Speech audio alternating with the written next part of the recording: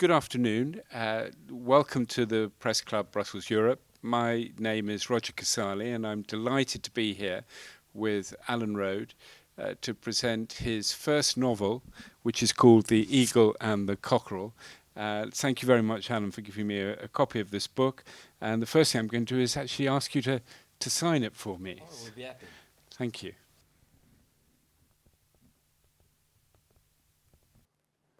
Voila.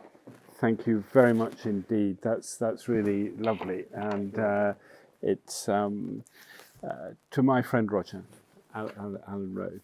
Very classic. Thank you.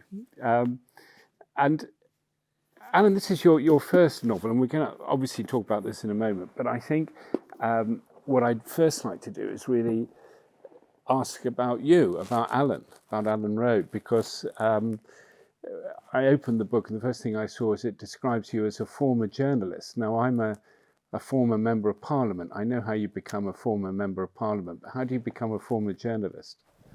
I didn't seek for re-election. No, I was a journalist for, I think, 5 or 6 years in Italy when I was graduating, and I became a chartered journalist.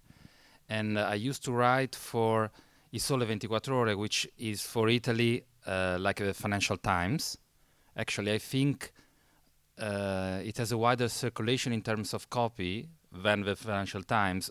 Geographically, no, it's in Italian, but it's a financial economic newspaper. And I was writing for the northwest of Italy, where I grew up, Genoa, on the seaside, and it was challenging because I would say 99% of the articles I wrote came from my ideas. So it was uncommon that the chief editor called me and say, I have this idea, please write down an article. 99% of the time, I was the one who came up with ideas. And I enjoyed very much writing the articles. The only aspect of journalism I didn't like is that I need to find the news when there was no news. And this meant amplifying reality. And very often the titles were more spectacular than the article. This is typical. I didn't pick up the titles. So I didn't feel enough room for myself and my creativity. As a writer is a bit different. I feel more in control of what I write. So the reason why I'm no longer a journalist, I'm a former journalist, is that some aspects of a profession I couldn't cope with them. But the creativity is still there. I still enjoy talking to people and communicating. And I like financial economics matter, and this book testifies to it, in part. Thank you. So you like writing, you like ideas. You're Yes. from Italy, but you live in the UK Yes. now. What inspired you to be a writer, to be a journalist, and then what inspired you to start writing novels? Was there a particular individual or particular event, or what is it that gave you the idea to start writing books? When I was a child, I wanted to be a movie director, then a journalist, then again a movie director. So I think I was going towards that direction. I like the challenge of writing a novel. I think it's the novel for art, if we want to call it art, is like a marathon for sport. So it's a long run. You need to be continuous, consistent. It's a day-by-day kind of work. And it's very easy, in my opinion, to lose yourself within the process. So one famous case, a very famous author, Truman Capote, when he wrote In Cold Blood, one of his masterpieces, he basically, allow me this expression, lost his mind. The experience of writing the book, the topic covered, the killing, led him astray. And so I can understand the feeling, because it took me 2 years to write the book. I had ups and downs in terms of my feelings and my morale. But in the end, I succeeded in completing it and publishing it, and it was a very, very important reward for me. Yes, I guess as a writer, you open the door of your own imagination and you inhabit this world night and day. And of course, some of it is so close to your own experiences. In fact, as we were coming across from London today for the book presentation here at the Brussels Press Club, I felt a little bit as if we were characters in your novel for a moment, and so that must be quite difficult to sort of separate in your own mind between what's going on in the book and what you're thinking about anyway in terms of world events. Yes, I made the example of a marathon. I can make another example, building a house. There is no magic stroke. It's planning things properly, executing them properly again. And yes, I like to have this carve out this corner of my imagination. It's a moment that I have where I flee reality in a nice way, and it's very fulfilling. And yes, of course, you write about multiple characters. Some you like, some you like less, but in the end, they're all your children, eh? So long as they're not your friends, yeah. True. Probably some of them are your friends as well. I wonder whether they recognise themselves in the novel, but we'll come on to that. So to come back to the book itself, the eagle and the cockerel. The eagle is a reference to Germany, and the cockerel is a reference to France. And I'm not allowed to give too much away about the content of the book, but I can certainly tell you that. And of course, I mentioned before that Alan lives in the UK now, and he has this British-Italian connection. My name Casale is Italian. My great grandparents were Italian, so I very much inhabit that British-Italian connection as well. And one of the sort of British-Italian phobias when it comes to Europe is always about the eagle and the cockerel, and that France and Germany are going to sort of gang up against us. And I wonder if that it was a play in your mind as you sat down to start writing this book. Yes, but I think the perspective is different. For Italy, I think the main issue is the idea of Germany dominating Europe. So I don't think Italians are particularly concerned about the idea of an axis between France and Germany.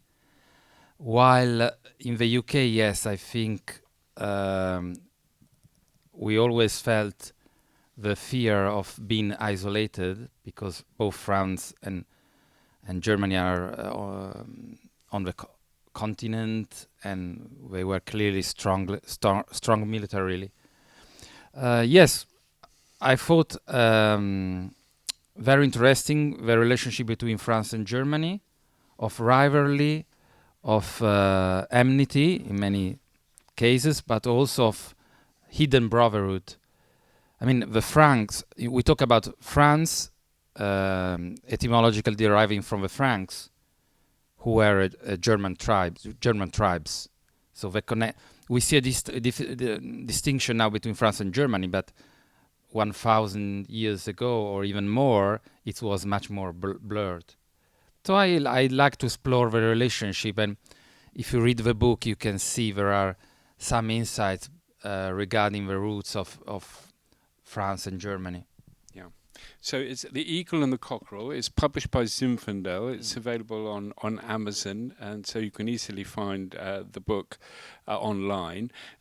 It's a great story. It really races along. We can't tell you the ending. We're not going to tell you the ending. We're probably not even going to get to the forbidden. middle. The publisher will be upset. But give us a little bit of an idea about what the book is about. I can tell you where the ideas come from. I learned in 2015 about an unknown historical fact. I mean, not that known, whereby the German Chancellor Konrad Adenauer in 1951 proposed publicly in an interview to an American news outlet a merger between France and Germany, a real merger. It was not the idea of a European Union, a real merger with shared institutions. And I thought, wow, it's a groundbreaking proposal. It would be unconceivable now, I think, and probably it seemed unconceivable at the time. But you need to understand the situation. Both countries, Germany and France, were in tatters after World War II, and Germany was at risk of seeing all the industries dismantled by the Allies. So it was a way out. And so I thought, oh, what would people vote now? Brexit was approaching at the time. So what would people vote now? Where would they vote? I didn't like the idea of a traditional ballot. I said, let's have a referendum on a social media platform. Of course, a very powerful one. And then I said, let's have two opposing characters. The former Paris mayor, Vincent Damon, who is very flamboyant, very self-centered, and he comes out with the idea of a referendum at the risk of putting Europe in peril, the European Union. And an opposing character, a lady, Miss Cliché, an Italian girl who is a very famous vlogger in Birmingham. She's writing in English and after an experience in Brussels. And so the story starts from there. And they get mixed up in potentially great historical event. Yeah, it's a book about France and Germany, but it's also a book about a man and a woman. It's a book about different views about the future of Europe. So in that sense, it's very, very contemporary. And all the way through the book, it struck me that you've got these very interesting dichotomies going on the whole time, the interplay of reason and intellectual argument, but also emotion. And you referred to a certain event that happened in Britain in 2016, which I'm not going to mention in good taste. But again, we saw at that time that emotion was very, very powerful. Perhaps the key driver of what happened, and this interplay between reason and emotion is there in the book, and perhaps it's also there a little bit in you when you think about Europe, and certainly it's articulated very well in the book. Could you say a little bit more about that dichotomy? Yeah, when I began writing the book, the first draft, I was helped by an editor. She reviewed the draft and she enjoyed it, but she told me, be careful, because if the book is too based on political facts, is too politically oriented, it's going to sound a bit dry. Of course, you are in love with your own ideas. You love politics, we can see, but be careful, because for the reader, it could be hard to digest, to enjoy this kind of approach. So I made a move, and I made the book slightly more introspective, and loves play a role. I'm not going to say anything else. And yes, I try to keep this balance between historical facts, knowledge, the intellectual side, and a more emotional, plotty side. So I don't know whether I succeeded, but I thought you can ask the reader to enjoy just the intellectual side. This probably would work with non-fiction, but with fiction you also need the story, you also need emotions. And if you look at the publishing industry, at the market, I would say a good share of books are books about love, about feelings. My book is not so much, but it's a balance that I try to strike. Yes, you've got to have love and sex in books these days, Son. That was the advice that Tony Blair's editor gave him when he wrote his memoirs, and so he went back and had to rewrite some of them so that to meet his editor's expectations. It's a good recommendation. It was it was a very wise thing for him to do, and they sold very well subsequently. But perhaps I don't know if that's what made the difference. But it's also a very cerebral book, your book, and so there's that interplay the whole time. And of course, you talk about your political ideas, but you also have a deep knowledge of European history, which is, there's a lot that I learned from reading your book, and so that points to another of the dichotomies, this dichotomy between the future and the past. So the book itself is set in the future, isn't it? I was never quite sure how far in the future the book is set. Perhaps you could put my mind at rest on that one. But there's a lot about the past, but it's a book about the future. And I found that one of the very rich strains in the book, something that I enjoy very much, to see Europe's future in terms of its past. I would say during the story, you keep going back and forth when you read it from the past to the future. It's set in the future, hard to say when. I would say 10, 15 years from now, made on my calculations. And the history, we are talking about Frederick the Great, we are talking about Adenauer. And I found very fascinating the idea of setting a story in the future, but still making reference to the past. It should be this way, in my opinion. And when part of the story is set in Paris, and it's hard not to talk about the past or feeling the pleasure of this city, which is, as I say in the book, superbly suspended in time. So it's poised between the past and the future. Paris is one of my favorite cities, with London and in Italy, I must say. So yes, it's a challenge talking about the future and talking about the past at the same time. One of the things I also enjoyed very much about the book was you clearly, and you've just said it, have very much this idea of a Europe that is made up not just of nations like France and Germany and Britain and Italy that we've been talking about, but also cities and regions. Which are your favourite cities and which are your favourite regions, and how did you manage to bring them all into the book? It was a tough choice. I basically rule out London because I thought, I live in the UK and I know that the UK tends to be a bit too much London-centric. So I said, let's have a different city. I saw it just once, which is Birmingham. And then for me it's very important, the part set in Alsace, because it's a land between Germany and France in a way. And it reminds me of Bolzano, where my wife grew up. That has a similar story. And there is reference to Bolzano in the book too. Very quick reference. Yeah, I find very interesting those lands that shares multiple nationalities. That's very interesting. We have plenty of them, in Europe. But Alsace is one between France and Germany, Bolzano another. Many more. You mentioned your wife is from Alto Adige, from Bolzano, Südtirol. She's very happy that we are. Of course, yeah. De Gasperi, of course, was from there, and other founders of the European Union. This daily experience of living in a community, in a region that across national borders, and that sense of an identity that wasn't a national identity, that was a regional identity across borders.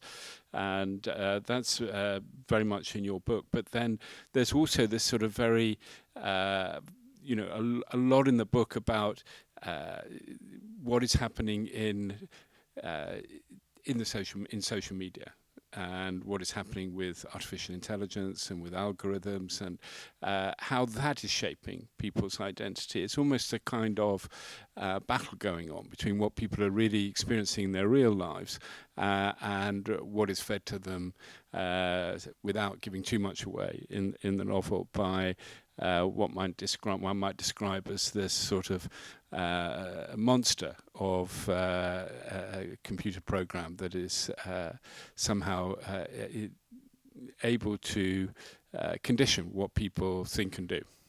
Yes, I like social media in general, but if I have to single out some cons, some downsides, is they erase differences.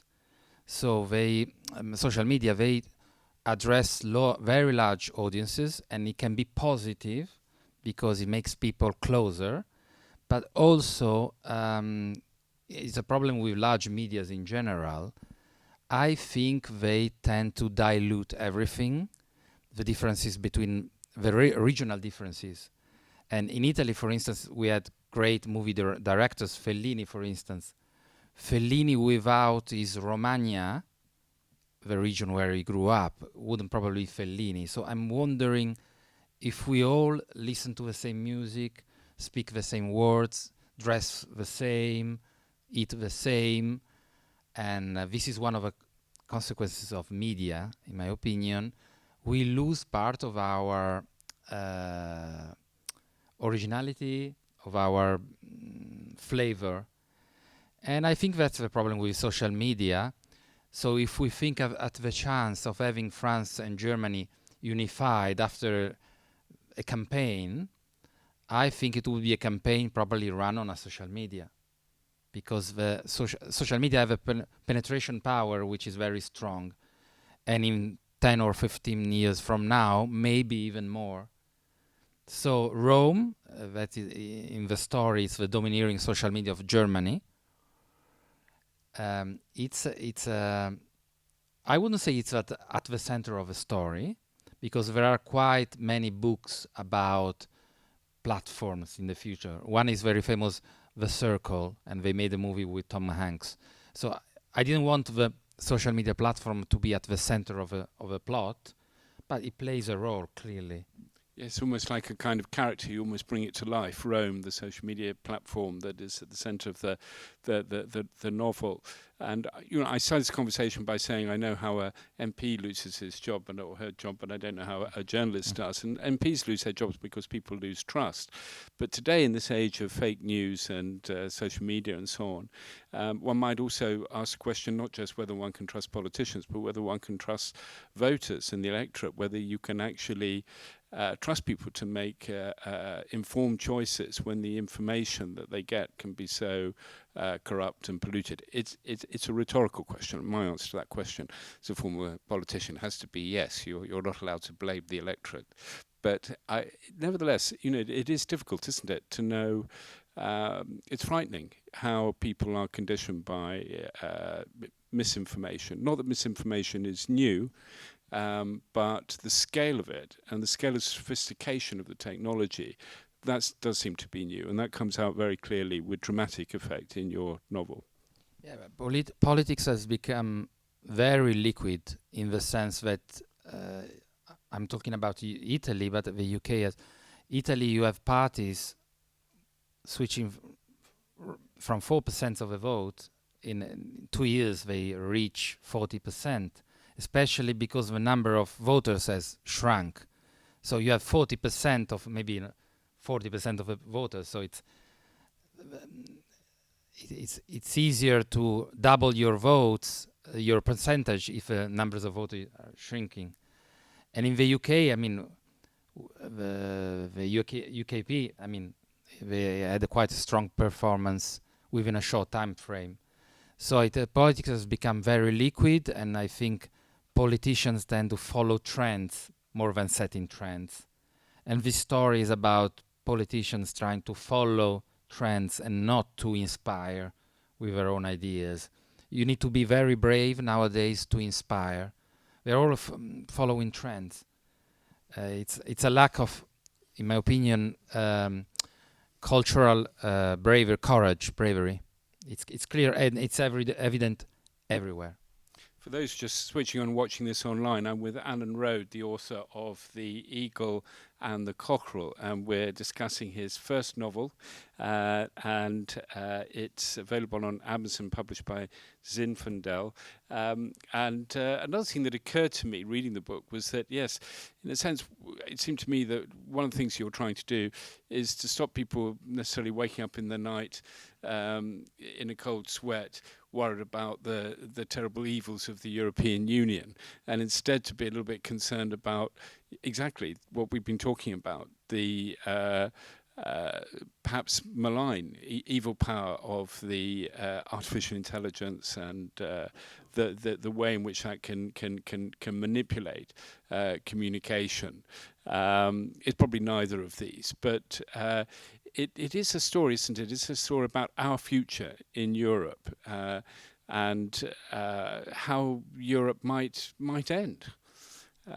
Yes, one of the main points raised by Miss Cliché, who is the pro-European, we can say, character, is why every time Europe is challenged, in most countries the way of reasoning is what are we gaining as a country from Europe and what are we given? So it's seen as an immediate trade-off between one country and Europe, while maybe the right question should be what European countries can they do together that individually consider they couldn't do.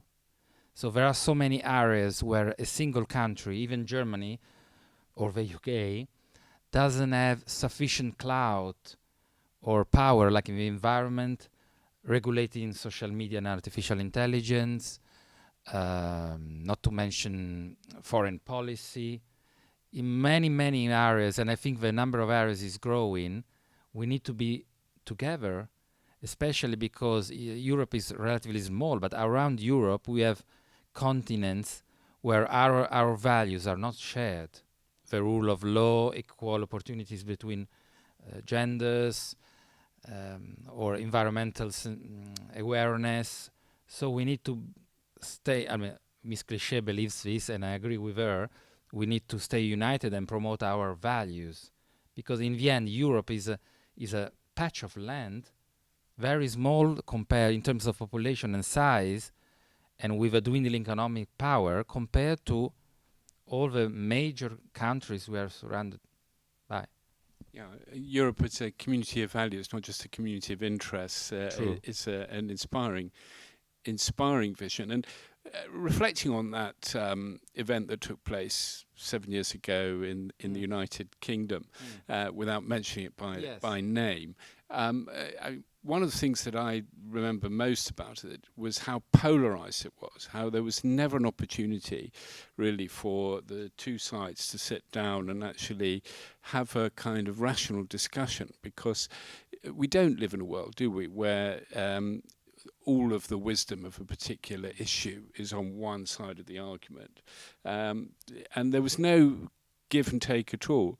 And even if you disagree with somebody very strongly, if you have a conversation with them, you're going to learn something from them, and they will learn something from you.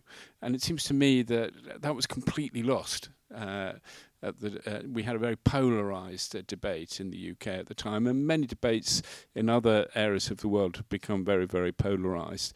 And the two protagonists in your book who are opposite sides of the argument, they don't hate each other, do they? I mean, well, you have to read to find out what actually happens between them, but they certainly not. They certainly don't hate each other, and in fact, they get to know each other extremely well. But they still have their very passionately held opposed views about what should happen next, and you'll have to read the book The Eagle and the Cockerel to find out what does happen next. And that allows you then to really explore the issues involved in a much more constructive way. And the reader, perhaps by the end of the book, doesn't necessarily come down firmly on one side or the other. Well, I did, but what about you? Did you, as the author, come down on one side or the other? Yes. Can I please say something about the event dated 7 years ago in the UK? I think that during that campaign there were some flaws. If you have a cabinet promoting to remain, partially promoting to remain, under the assumption that the right way to move forward is with less integration of the UK, I think there is an inner contradiction. What was said that Europe is like a bicycle, if you stop moving it's gonna fall, it seems quite clever, quite a clever analogy. And another aspect that really upset me during that campaign was saying something along the lines, if we leave Europe we get 300 more million pounds per year for the NHS, which are very much needed, but it's really it's like trading. I mean, it's like I give you this, I receive this. It's not a wide-sighted way of seeing Europe. So yes, it's very polarized. I think I'm fine with polarization as long as you are intellectually, how can I say, honest to yourself and the others. The problem nowadays, there is not much intellectual honesty, I think. There is a bit of opportunism and, as I said before, an attempt to follow the popular mood. I think the future of Europe is in the hands of the global events in one way, because we see that regardless of what they say, first with COVID, then the war in Ukraine, I mean, Europe had a clear stance. And in economic terms, in terms of where to stay. So, and it's funny because those who criticize Europe, they say they want more of it. And this reminds me of a joke by Woody Allen. He made a joke about a restaurant. Oh, this restaurant, the food is shitty and the portions are scarce. So he wanted more kind of shitty food. So, and it's a joke, it's a graphic joke, but it's the same with Europe. It's funny. Those who criticize Europe, then they would like to have more of it in some areas.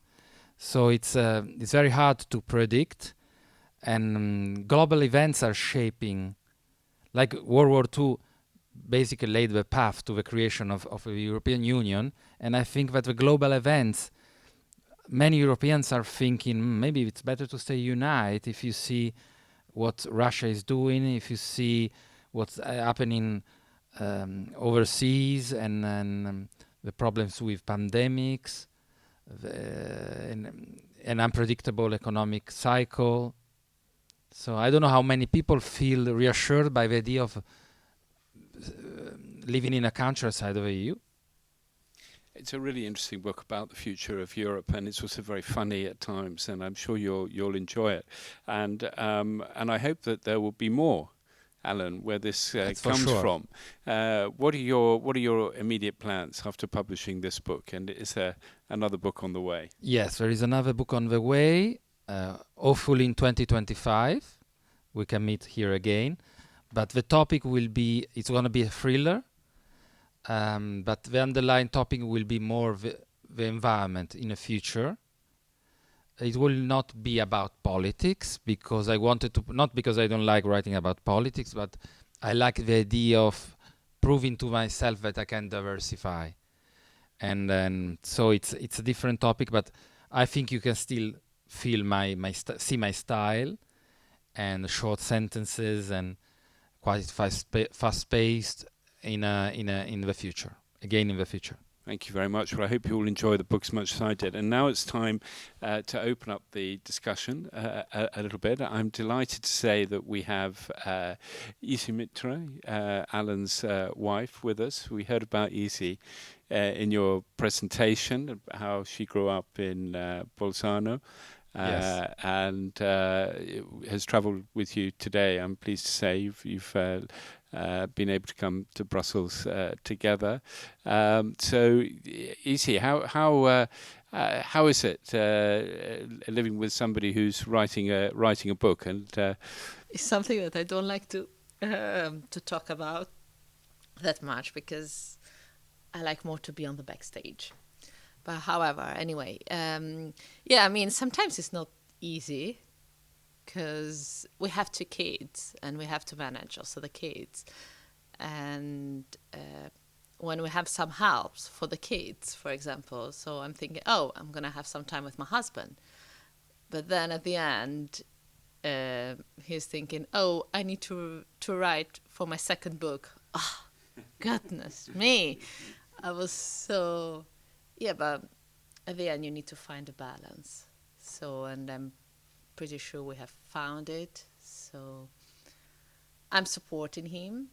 I mean, since when I met him, I think 8 years ago or even more, I don't remember now. Yeah, he was always talking to me about his ideas and everything. And I mean, at that time we were just dating, and I said, I know that one day you do something, so yeah, this is what I'm doing. But yeah, sometimes it's not easy. Yeah, as you said, it's a marathon. It's not easy to write your first book. You've done it. Congratulations to both of you, and thank you for the support. Thank you.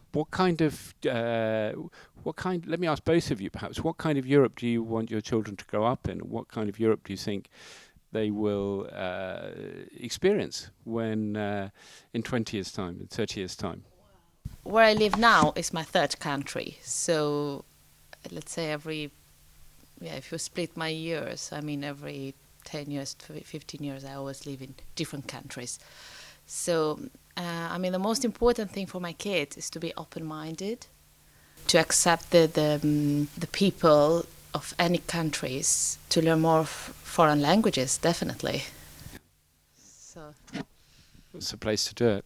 Alan, what about in a more global context? I mean, Europe the last 2 centuries has been very much sort of seen itself as the centre of the world, but I'm not sure that's accurate today or will be in the next 20 or 30 years when your children are a bit older. Yeah, the balance is changing, and that's why I want to repeat what I said before. It's important that as Europeans, even those countries not belonging to the EU as a international organization, we need to promote our values. It doesn't mean exporting democracy.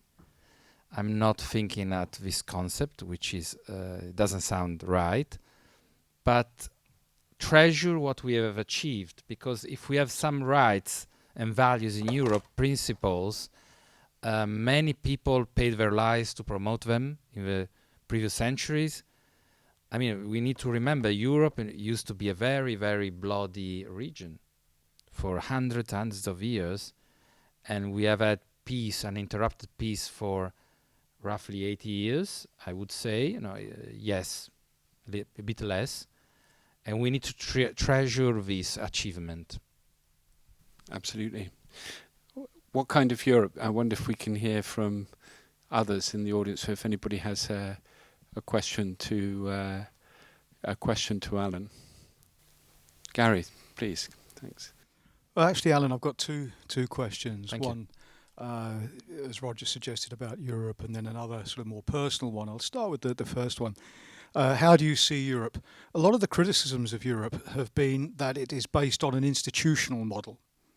I would personally say that European Union should be about protocols, about treaties voluntarily entered into, that we can leave voluntarily.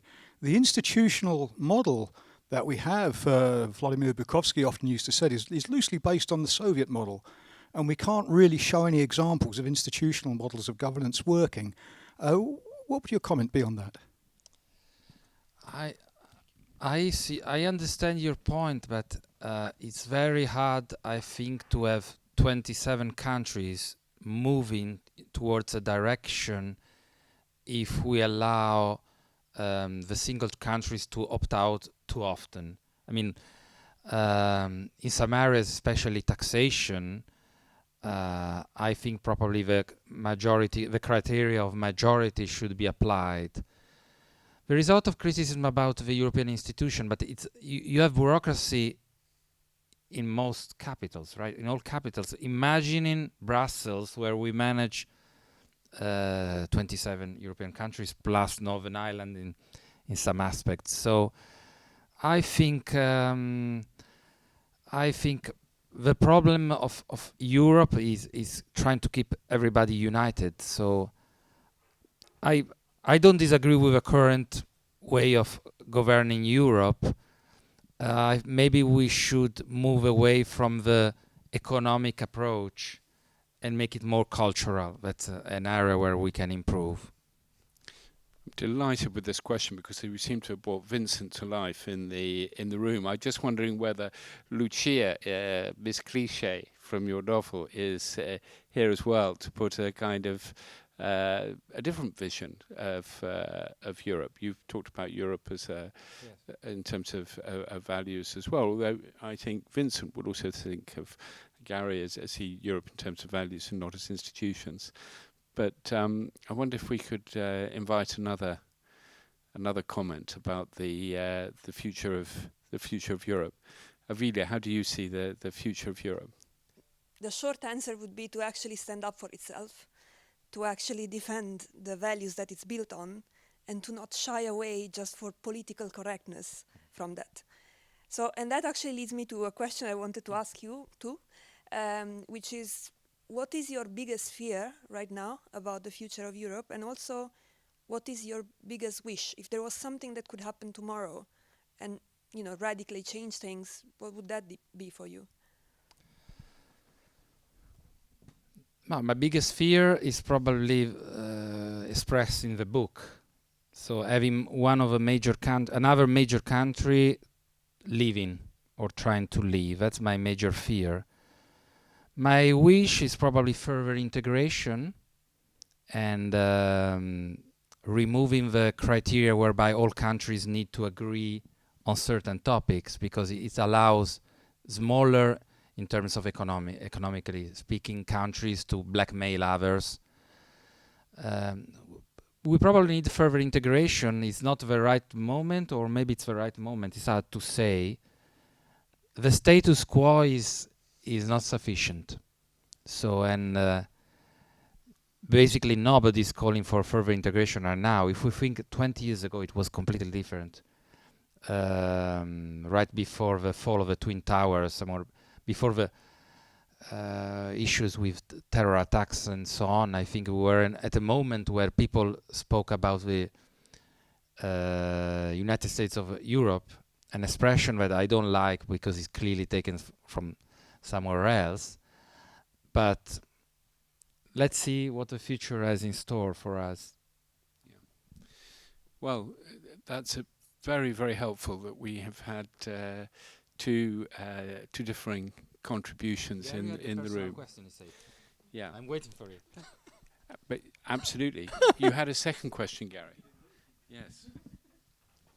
It's first of all, just to reassure you, it's not too personal. Okay.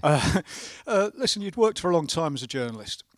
You must have had those moments, we all get them, where maybe it's the subject matter or whatever that we're writing about, when you sit down and you think, what can I possibly do to avoid touching this keyboard?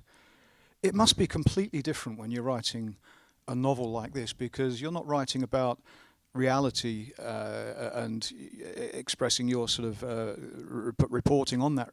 You're creating your own world here, aren't you? That must be a wonderful feeling to get up in the morning and have that to look forward to. What would you say? Yes, especially because I made the decision, at least for the time being, I'm not writing anything gloomy. So you can have dark moments in a book, but I like to have some sort of underlying optimism, even when I'm touching tough topics or dark topics. And I read so many books, even enjoyable, well written, and they are always, in the end, depressing, because it's probably selling a lot, talking about pain, or I don't like this. I mean, I'm writing to stimulate the mind, if possible, mind first. You said you learned something about Europe you didn't know. I didn't know either, but I had to study when I was writing the book. So in the end, I like to convey a message of, if not optimism, energy, adrenaline, enthusiasm, if possible. I don't know if this book, you found in this book energy or some optimism, or... It's a book that races along. You can read it very quickly. It's full of life, full of energy. It touches on many things that I think everybody who is interested in life, and certainly interested in life in Europe and our future together in Europe, will find a connection with, and probably get more and more involved with as the book goes on. They will realise that they have a stake in the outcome that this is you are articulating. One of the great debates of our time that is with us now and will continue to go forward. I'm sure that you will enjoy reading Alan Rhode's first novel, The Eagle and the Cockerel, also for that reason. So I think all it remains for me to do is to say thank you very much to all of you for being here. Thank you to Maria Laura Franciosi, the founding president of the Press Club, for bringing us together, introducing us, and having the idea of having the event here at the Press Club Brussels Europe. Thank you to them. Thank you to Marco for the technical support. Thank you to you, Alan, and to your dear wife, Isi, for your long-suffering wife, who has helped to give the world your first novel, The Eagle and the Cockerel. Best of luck with it, and look forward to reading many more. Well done, Alan. Good luck. Thank you.